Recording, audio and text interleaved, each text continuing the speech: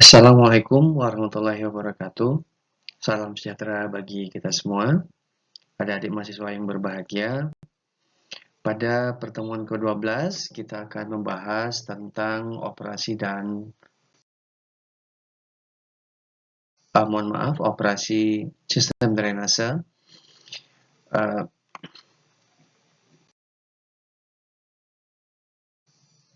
Sebenarnya operasi dan sistem drainase itu tidak merupakan satu kesatuan yang tidak terpisahkan.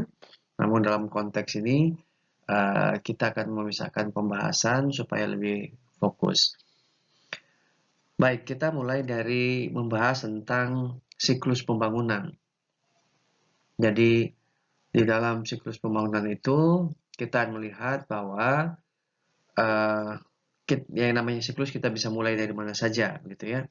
Jadi, secara umum, siklus pembangunan itu saya mau mulai dari sisi sebelah kiri, yaitu mengidentifikasi problem atau permasalahan. Jadi, umumnya kita dalam pembangunan adalah identify problems, kemudian memformulasikan solusinya apa. Nah, solusi yang ditawarkan melalui kebijakan itu kemudian dilakukan studi kelayakan atau feasibility study. Nah, kemudian saat jika proyek itu layak, maka kita lanjutkan dengan desain atau detail design, kemudian land acquisition atau pembebasan lahan, dan kemudian konstruksi. Setelah konstruksi, kita lanjutkan dengan operasi dan pemeliharaan. Di dalam operasi pemeliharaan ini, kita akan membahas banyak hal nanti berkaitan dengan bagaimana menjalankan fungsi dan memperbaiki atau mengembalikan fungsi dari satu sistem. Nah, kemudian dalam pelaksanaannya, sebenarnya di dalam semua tahapan siklus itu ada namanya monitoring dan evaluasi. Cuma dalam konteks diagram ini, kita meletakkan monitoring dan evaluasi setelah operasi dan pemeliharaan. Monitoring dan evaluasi itu ditujukan untuk melihat ya bagaimana fungsi yang dijalankan, ya persoalan-persoalan yang muncul, kelemahan-kelemahan, dan kemudian itu menjadi identifikasi persoalan yang berikutnya, kemudian dilanjutkan lagi dengan formulasi solusi dan seterusnya. Kembali seperti itu ya, namanya siklus. Nah, jadi di dalam siklus pembangunan itu ada tujuan, ya, ada permasalahan, kemudian ada tujuan dan kinerja. Jadi permasalahan tadi memformulasikan solusi, ya, identifikasi problem, memformulasikan solusi. Itu merupakan bagian dari permasalahan. Nah, kemudian studi kelayakan, desain, land acquisition, konstruksi itu adalah tujuan, ya. Nah, kemudian kinerja itu diukur dari apa? Dari operasi dan pemeliharaan serta monitoring dan evaluasi. Nah,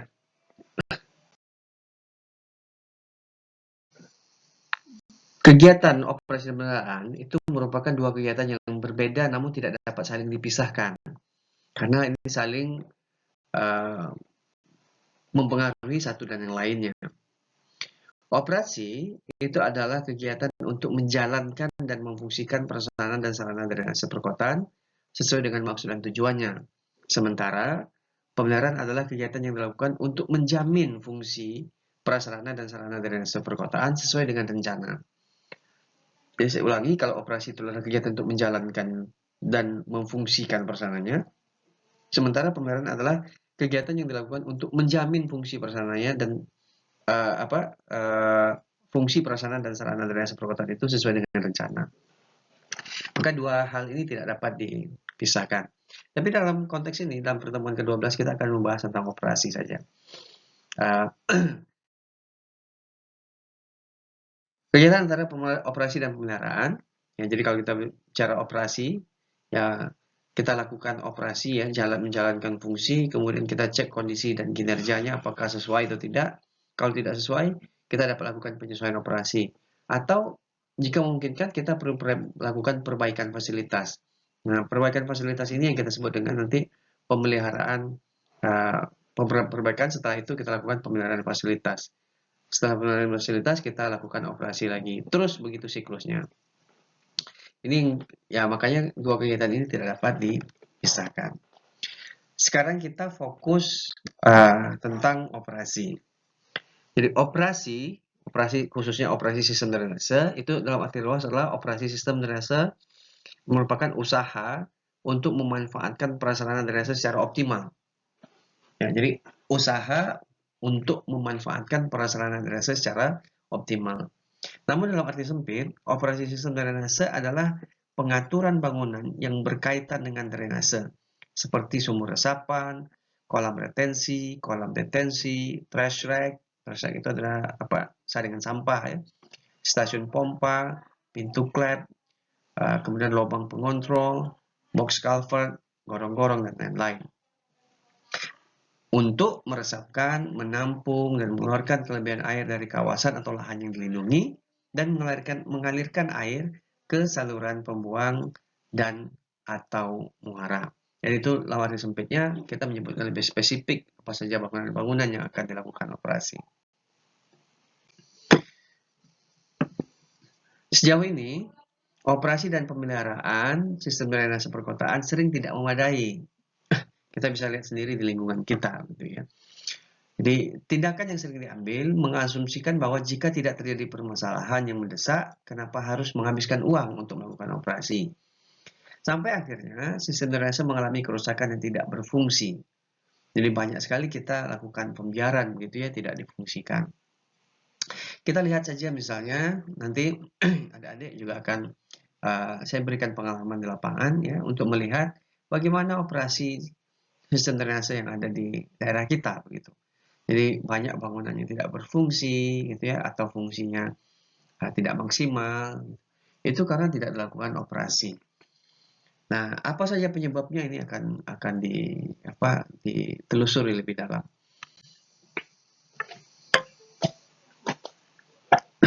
Contoh kondisi dan pengelolaan OP ya. Yang pertama adalah membuang sampah sembarangan merupakan tindakan tidak bertanggung jawab gitu ya. Ini sering terjadi tapi dalam konteks operasi ini kan sering kita lakukan pembiaran begitu, sehingga perlu upaya ya untuk mencegah sebenarnya ya, itu mencegah itu adalah bagian dari operasi juga sebenarnya.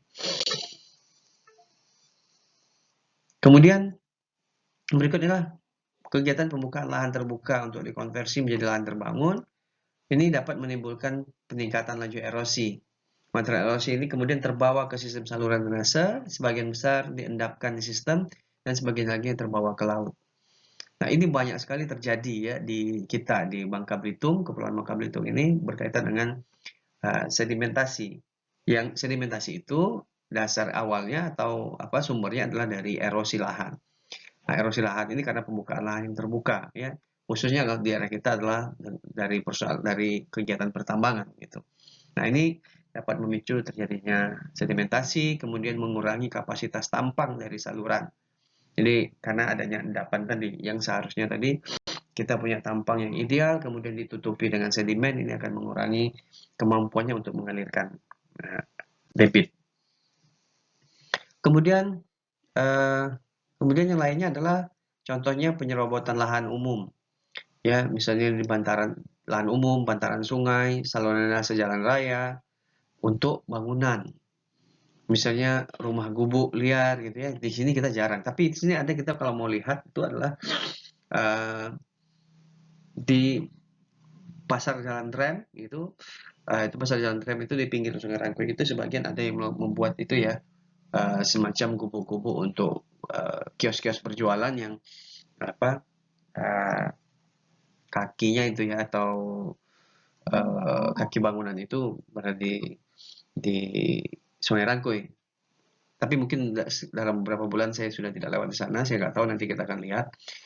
Itu sangat mengganggu ya, jadi itu dapat mengganggu nanti aliran yang ada di Sungai Rangkui. Kemudian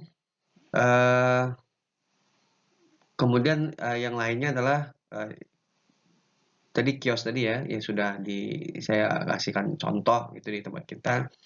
Ini dapat menyebabkan penampang sungai atau saluran berkurang, pemeliharaannya sulit ya, dan dapat menyebabkan ancaman luapan air banjir yang melintasi di sungai tersebut gitu atau di saluran drainase. Kemudian yang lain adalah kawasan pantai ya, ini sangat rawan terhadap genangan pasang surut atau banjir rob, terutama daerah yang elevasinya rendah.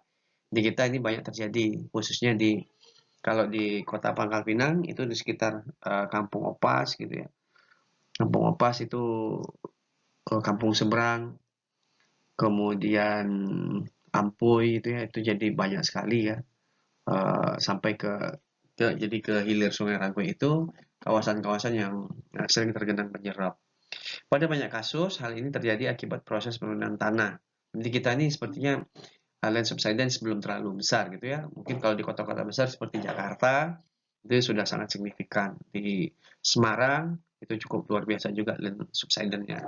Tapi di kita ini bukan karena subsidence, tapi karena memang daerahnya memang rendah dan kemudian pasangnya cukup tinggi.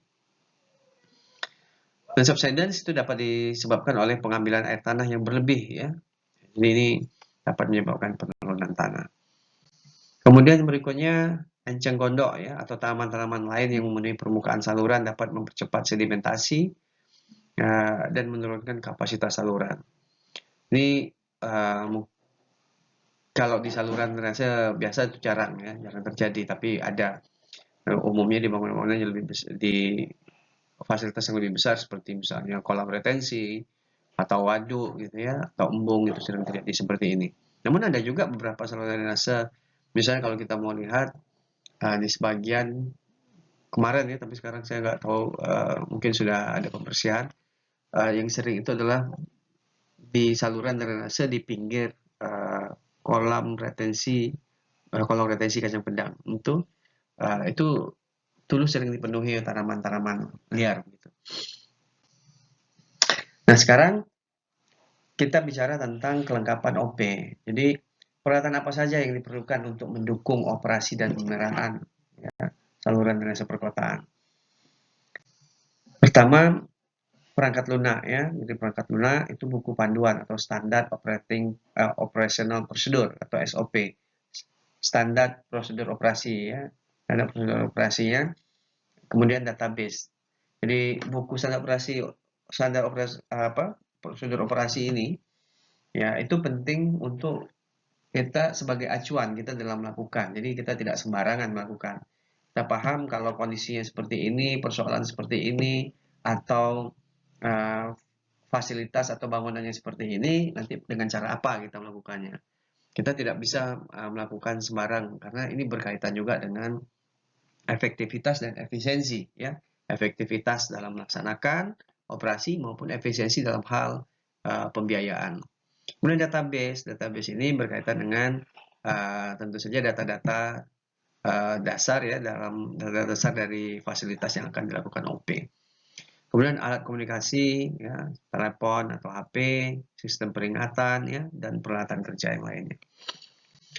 Kita lihat peralatan kerja misalnya memotong rumput, pengeruk sampah ya, penyedot lumpur atau sedimen, penyemprot pasir atau sampah, pengeruk lumpur ya, pompa ya, pompa mobile itu artinya pompa yang mobile ya, bisa dipindah-pindah, kemudian alat pengangkut dan lain-lain. Ini penting ya alatnya meskipun kecil-kecil tetapi di dalam OP ini sangat diperlukan. Ekskavator ya jika memungkinkan ini sangat jika diperlukan ini sangat dimungkinkan untuk digunakan. Contoh misalnya dalam OP yang lebih besar, ini pengerukan itu membutuhkan ekskavator. Contoh misalnya pengerukan di kolam retensi misalnya. Ini membutuhkan ekskavator, bahkan kita membutuhkan ekskavator yang lebih besar dengan ponton. Ya, karena dia harus diletakkan di tengah-tengah kolam retensi yang luas. Ya, kadang-kadang menggunakan yang long arms itu ekskavator dengan lengan yang panjang itu supaya dapat mengeruk dengan jangkauan yang jauh. Kemudian truk tangki penyedot lumpur ya, kapal keruk ya, kapal keruk memungkinkan ya kalau jika nanti di waduk misalnya yang luas sekali dalam ya ini maka kita butuh kapal keruk atau clamshell itu kayak gini jadi kayak keren gitu ya tapi dia ada cangkang itu untuk mengangkat sedimen.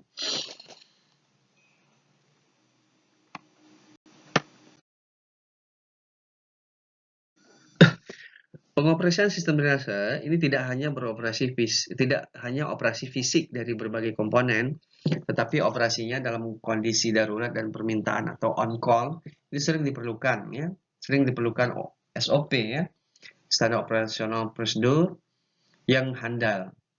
Jadi komponen sistem drainase yang memerlukan SOP adalah misalnya pintu. Jadi bagaimana melakukan membuka tutup pintu, memperbaiki pintu, ini perlu standar operasional prosedur. Ya, karena tidak sembarang. Jadi pada elevasi muka air berapa, dalam kondisi banjir, apakah dibuka, seberapa besar pembukaannya, gitu ya. Apalagi kalau dia bisa terdapat lebih dari satu pintu, berapa pintu yang dibuka, dengan bukaan berapa, dan seterusnya. Kapan ya dia harus dibuka. Atau misalnya kalau kita misalnya mau lebih awal lagi, kita lihat intensitas hujan, gitu ya. Nah, ini perlu ada SOP, karena tidak sembarang dalam membuka pintu air itu, karena berkaitan dengan nanti daerah hulu dan hilir. Jadi kalau tidak dibuka, hulunya akan nanti tinggi sekali muka airnya. Kalau dibuka, tiba-tiba nanti hilirnya yang nanti terancam dan seterusnya, maka ini perlu SOP. Yang kedua adalah trash rag. Trash rag ini berkaitan dengan trash rag saringan sampah ya. Utamanya lagi kalau saringan sampahnya cukup besar dan mekanis. Ini perlu SOP yang baik untuk menjalankannya. Kemudian yang ketiga adalah stasiun pompa. Nah, stasiun pompa ini penting. Kalau kita lihat di kita nggak ada, tapi di Jakarta ini banyak sekali pintu-pintu air yang dilengkapi dengan stasiun pompa. Nah, jadi tidak sembarangan itu kapan harus dinyalakan pompanya ya, pada elevasi muka air berapa atau pada intensitas hujan berapa. Bahkan lebih jauh, stasiun pompa ini bisa dijalankan dengan diikatkan ya atau dikaitkan dengan sistem peringatan dini. Ya kalau sistem peringatan dini yang jalan, itu jauh sebelum nanti muka airnya tinggi, itu pompanya sudah dibuka dulu supaya tidak membahayakan. Jadi ini sangat penting ya SOP untuk minimal 3 komponen sistem drainase ini.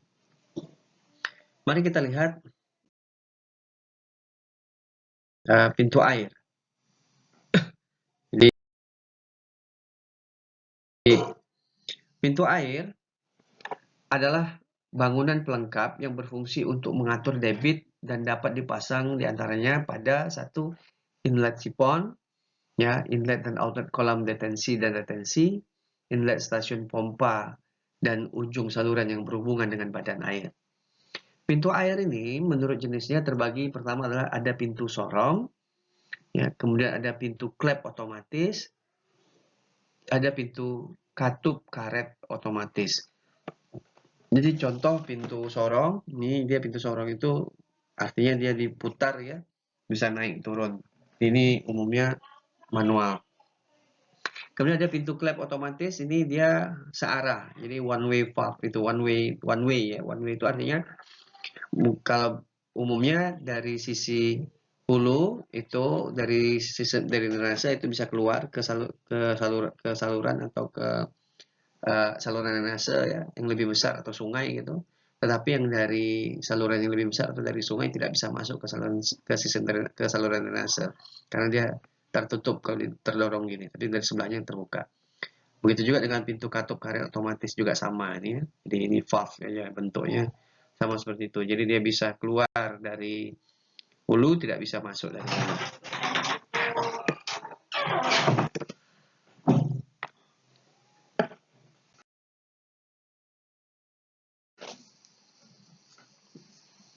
Kemudian ini pintu sorong manual ya. Jadi kalau ini pintu sorong manual, yang ini adalah pintu sorong yang dioperasikan secara elektromekanik. Jadi dia dengan mesin. Jadi dia bisa biasa umumnya kalau yang manualnya yang kecil-kecil.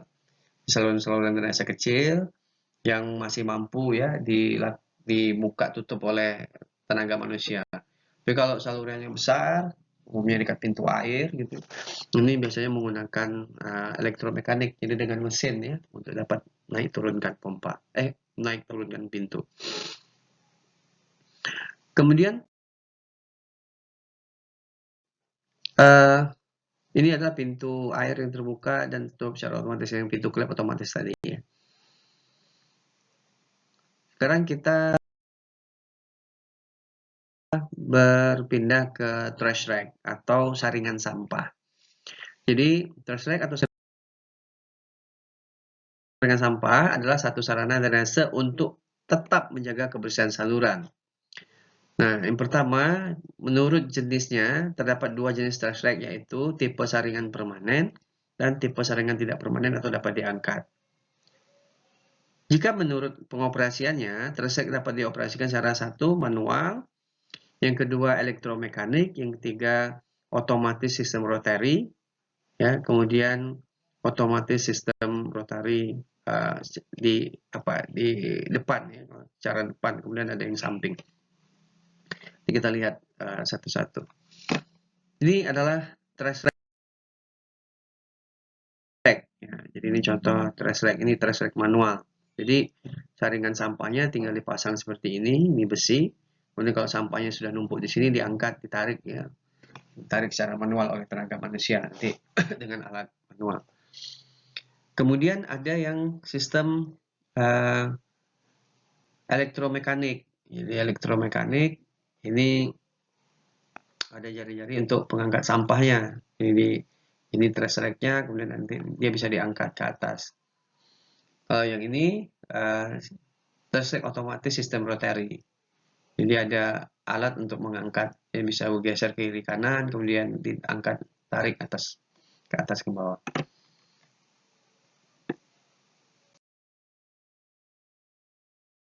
Adalah contoh dari sistem rotary tadi, ya, mekanis, ya, otomatis sistem rotary tadi. Jadi dia sangat besar, ya, panjang. Jadi di atas ini nanti dia bisa ditarik, ya, naik atas. Kemudian ini ada konveyornya untuk mengirimkan atau mendistribusikan sampah tadi ke truk sampah.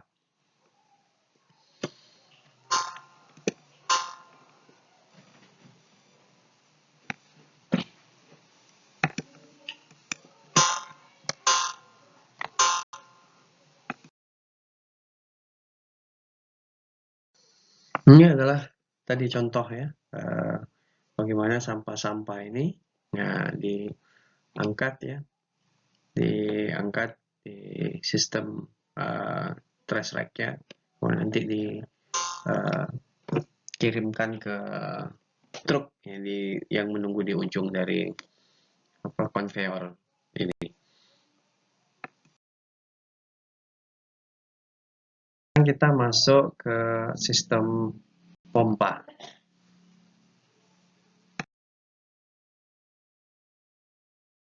Stasiun pompa ini terdiri dari pompanya sendiri, rumah pompa, panel operasi pompa, gudang, dan rumah jaga. Pompa itu terdiri dari beberapa tipe, antara lain ada pompa ulir atau Archimedean screw, pompa turbo atau rotodynamic, kemudian pompa aliran radial atau sentrifugal, dan pompa baling-baling atau aksial. Ini adalah contoh pompa ulir atau Archimedean screw. Dia digunakan untuk kondisi elevasi muka air yang dipompa relatif aman, ya. Pompa ini juga tidak sesuai untuk elevasi muka air yang perubahannya relatif besar. Jadi antara yang muka air rendah dengan tinggi itu relatif signifikan, ini nggak cocok. Jadi dia perubahan muka airnya tidak terlalu signifikan. Pompa ini tidak terganggu dengan adanya tumbuhan air dan sampah, ya. Oleh sebab itu, pompa ini mampu beroperasi tanpa dijaga dalam waktu yang lama. Jadi sistemnya dia berputar, airnya ini akan masuk ke celah-celah dari ulirnya ini, kemudian dibuang ke sebelah hilirnya.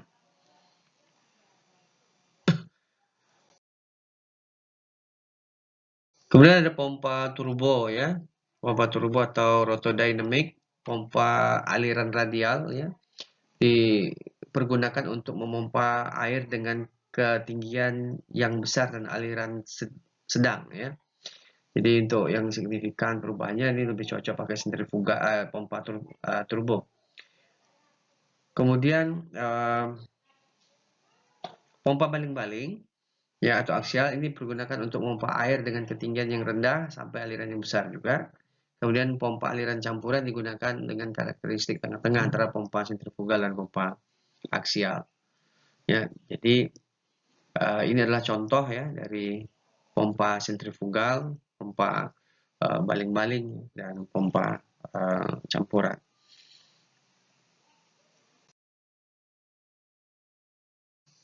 Sistem pompa ini biasanya berpasangan dengan sistem polder.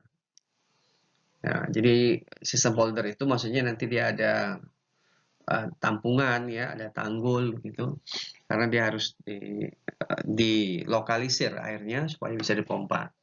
Tapi ada juga pada beberapa daerah digunakan sistem pompa tanpa ada polder. Biasanya ini dilakukan pada kondisi adanya penyempitan saluran di sebelah hilir, sehingga menimbulkan genangan air atau banjir pada bagian hulu dari penyempitan tersebut. Nah, untuk dapat menampung genangan tersebut, biasanya umumnya dibuat kolam ya, disertai dengan pompa. Ini kita sebutnya kolam tandon, kolam retensi, dan sebagainya. Umumnya kita menyebutnya kolam tandon ya, untuk tampungan sementara sehingga nanti bisa kita pompa. Ini adalah contoh rumah pompa ya di Jawa Timur. Ya, jadi ini tujuannya adalah untuk menurunkan luas, tinggi, dan lama genangan. Jadi ada rumah pompa, ini ada pintu air ya. Jadi umumnya pada pintu air ada rumah pompa ya. Karena kalau udah ditutup ya, sistem saluran drainase utamanya itu kan air nggak bisa keluar, maka dia harus dipompa. Jadi ini contoh di Jawa Timur, ini juga di Jawa Timur contoh rumah pompa.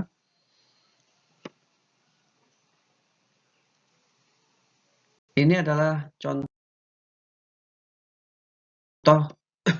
sketsa komponen stasiun pompa ya. Jadi stasiun pompa itu komplit gitu.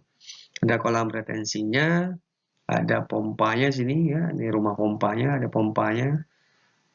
Kemudian ada pintu outletnya, ada pintu inlet, air masuk dari sini, ini pintu masuk dari sini dari banyak dari sistem drainase. Kemudian ada panel listriknya, ada genset gitu. Nah, jadi ada kantornya juga ya untuk mengoperasikan itu.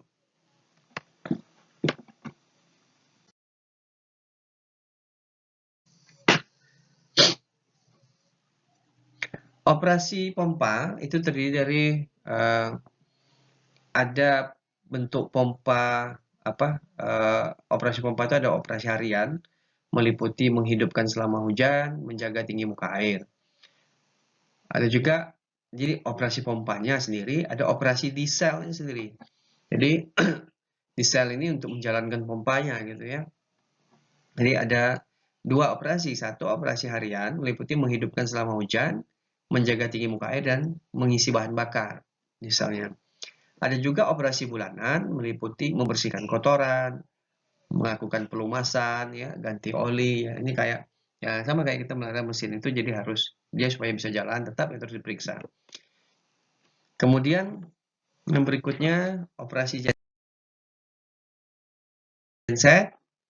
Jadi operasi harian meliputi backup PLN. Jadi kalau PLN tidak nyala itu baru gensetnya dinyalakan gitu. Ini termasuk operasi harian sebagai backup saja. Yang kedua adalah operasi bulanan meliputi pengisian bahan bakar, pelumasan, dan ganti oli.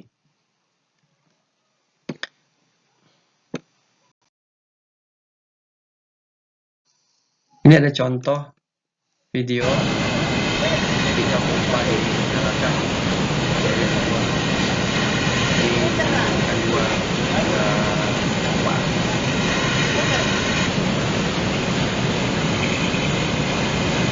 Ini di daerah Gresik,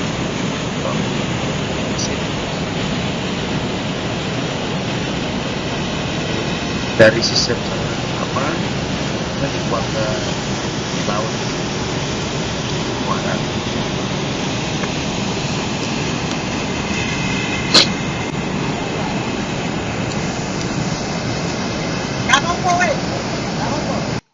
Ini sistem pompanya masih menggunakan sistem pompa turbo.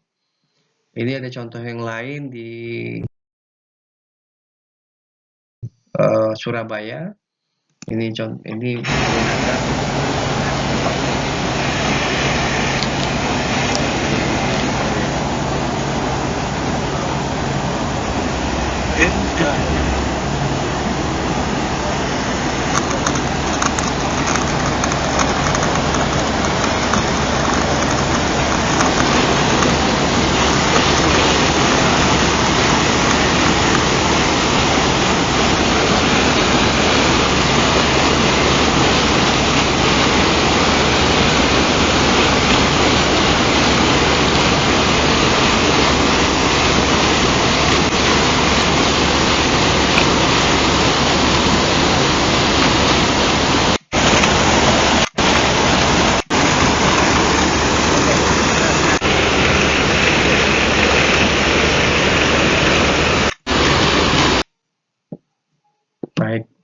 Jadi itu adalah beberapa tadi yang berkaitan dengan operasi. Jadi operasi ini sekalian tidak bisa kita lakukan secara mendadak ya.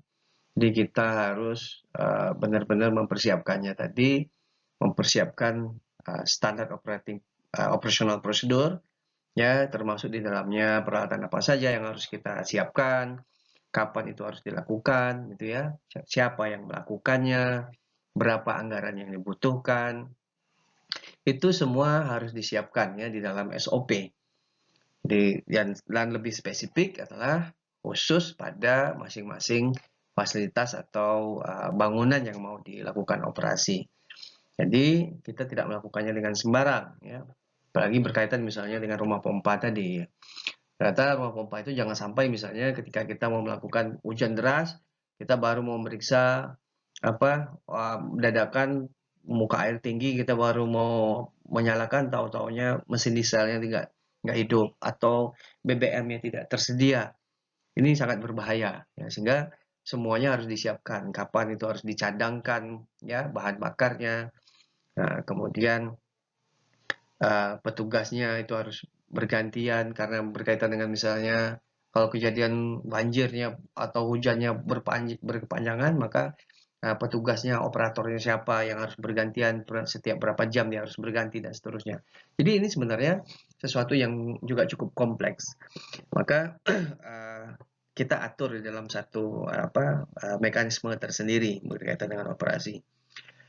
Nah, masih berkaitan dengan operasi juga sebenarnya problemnya adalah makanya di dalam satu pembangunan kita perlu mempertimbangkan. Jadi operasi ini tidak muncul tiba-tiba setelah pembangunan selesai. Di dalam setiap pembangunan sistem drainase, operasi itu sudah harus dipikirkan sebelum pembangunan dilakukan atau dia masuk di dalam bagian perencanaan begitu. Karena ini sangat bahkan di dalam memutuskan bangunannya apa yang kita mau bangun, yang mau kita desain itu, kita sudah harus mempertimbangkan berkaitan dengan OP-nya.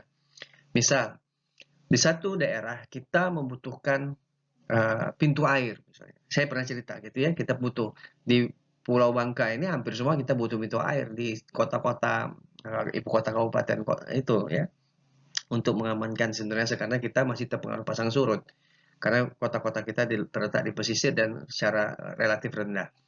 Tapi persoalan yang muncul adalah ketika kita mau bangun pintu air itu kita harus berpikir berkaitan dengan OP-nya ya, operasi dan pemeliharaannya, terutama operasinya gitu. Jadi operasinya apakah nanti karena tidak hanya berkaitan dengan persoalan sumber daya manusia, tapi juga dengan sumber daya pembiayaan gitu ya. Jadi fasilitas, sumber daya manusia, sumber daya pembiayaannya. Katakanlah pemerintah pusat mampu menyediakan gitu anggaran untuk membangun, tapi operasi pemeliharaan ini akan jadi beban tersendiri. Ketika bangunan sudah jadi, ini akan jadi beban tersendiri bagi untuk kegiatan OP. Nah, umumnya biasanya ini menjadi persoalan di daerah gitu ya. Karena setelah itu nanti kalau diberikan ke daerah, daerah tidak mampu melakukan operasi dan pemeliharaan, ini sangat berbahaya. Makanya banyak bangunan-bangunan kita tuh akhirnya terbengkalai karena pemerintah daerah tidak mampu melakukan OP. Ini yang jadi persoalan. Sehingga kadang-kadang itu menjadi tidak feasible untuk dibangun karena tidak mampuan dari pemerintah setempat gitu. Nah, itu yang harus dipikirkan dalam perencanaan. Kalaupun nanti dia mampu, maka SOP, jadi contoh kasus misalnya, bukan contoh kasus ya, saya contoh pembangunan. Misal kemarin di BWS, kita dalam pengendalian banjir Pulau Bangka, kita membuat mengoptimalkan kembali kolam tampungan di embung PDAM Pedindang gitu. Nah itu sebelum karena di situ ada tambahan pintu operasi ya, buka tutup untuk pengendalian banjir, maka SOP-nya sudah disiapkan itu sebelum kegiatan pembangunannya dijalankan. Jadi di dalam desain itu sudah ada SOP-nya. Jadi pada muka air berapa nanti dia dibuka dan berapa ketinggian bukaannya dan seterusnya. Itu ada dokumen SOP-nya. Begitulah dari mahasiswa untuk OP ini untuk penjelasannya secara ringkas. Nanti kita akan integrasikan penjelasannya dengan pemeliharaan. Ya, dengan pemeliharaan nanti kita bisa elaborasi ya. Karena tadi suatu kegiatan O dan P tadi suatu kegiatan yang tidak bisa kita pisahkan karena saling terpengaruh. Demikian yang bisa saya sampaikan, mudah-mudahan bermanfaat. Assalamualaikum warahmatullahi wabarakatuh. Salam sejahtera bagi kita semua.